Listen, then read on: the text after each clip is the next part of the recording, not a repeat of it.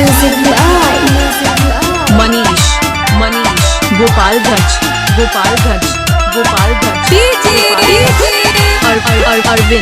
अरविंद राजा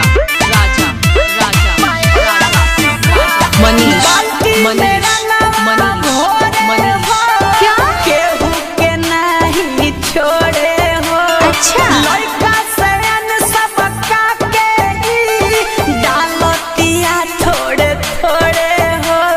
गोपालगंज मेरा नवा घोरे हो। केहू के नहीं छोड़े हो।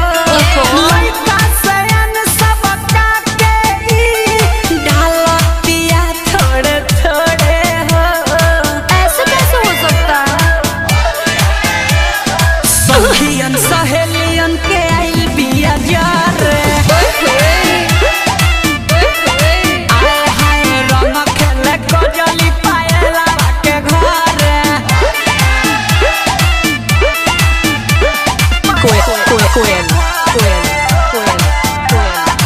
म्यूजिक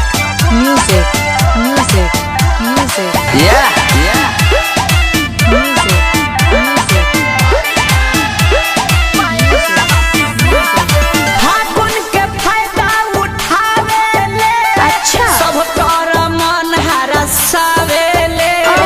राजू राजा चंचल संघवा खूबे जोगीरा गावेले। बड़ा मगन बिया। अच्छा।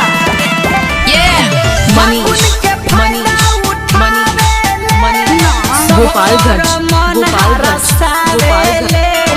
राजू राजा चंचल संघवा खूबे जोगीरा गावेले। अरे मान भी जाओ। केहू डाले बैठी त केहू खड़े खड़े। आए हाय रंग खेले कजली पायला के घरे।